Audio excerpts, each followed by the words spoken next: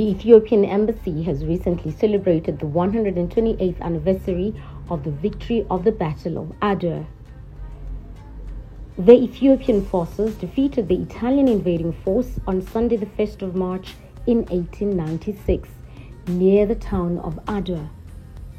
The historic victory thwarted the campaign of the Kingdom of Italy to expand its colonial empire in the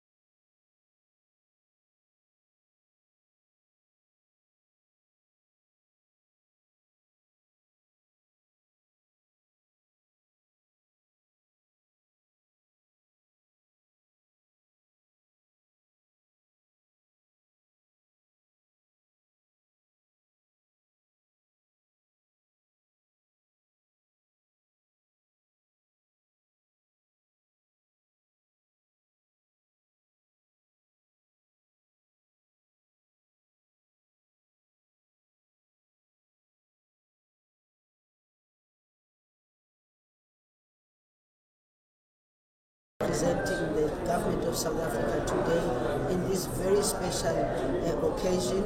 And this for us means the struggle of the African people against colonialism started many years ago. And as we all know, Ethiopia is one of those countries that was never colonized. And it is one of those countries also that supported us in our liberation struggle. That is why our late President Nelson Mandela was able to travel to Ethiopia at the most critical time for the liberation of South Africa when Umkhonto Wesizwe was started. He traveled to Ethiopia where he got his military training. So fast forward from there, we are now in a free, democratic and non-racial South Africa. So the relationship between South Africa and Ethiopia is even stronger, but under new circumstances altogether of freedom, under circumstances of also still ensuring that the peoples of Africa overall are free, there is economic development, there is peace, there is security. And as the government of South Africa, we are always supporting peace initiatives. And therefore my presence here was also to convey that strong message to the people of Ethiopia through the Embassy of Ethiopia in South Africa, that together as Africans we have a potential to connect to each other on people-to-people relations, but most importantly the bilateral relations that we have existing with Ethiopia since 1994. It means this year we'll be celebrating 30 years of that bilateral relations between the two countries. It is important for Africans in general to appreciate the sacrifices that were made by their forebears who ensured that the struggle against colonialism, the struggle against white domination, the struggle against occupation of the African continent overall must be battles that are understood by young people. It is for this reason that I said in my speech today that young people must understand the Battle of Antwerp and be able to connect it to a whole range of other colonial wars that took place from top of Africa to the bottom of Africa, and of course ending with the freedom of South Africa. And therefore it's important for young people to read this history, to appreciate this history, because then they know and they get to understand the battles and the struggles that we have had to go through the entire continent in order for the continent to be free. But connecting it particularly to South Africa, South Africa, as we know, through Umkhonto Wesizwe and many other people who stood up to fight against apartheid South Africa, as far as many of us being in Angola, where we had gone to find ways and means and tools of coming back to fight the apartheid regime. And therefore, the battle of Quito Panavale was the culmination and ultimately that made us to be free today, together with Namibia in particular. So young people must always connect this. Doesn't matter when the Battle of Antwerp was, it still is a history that needs to be celebrated as we did today.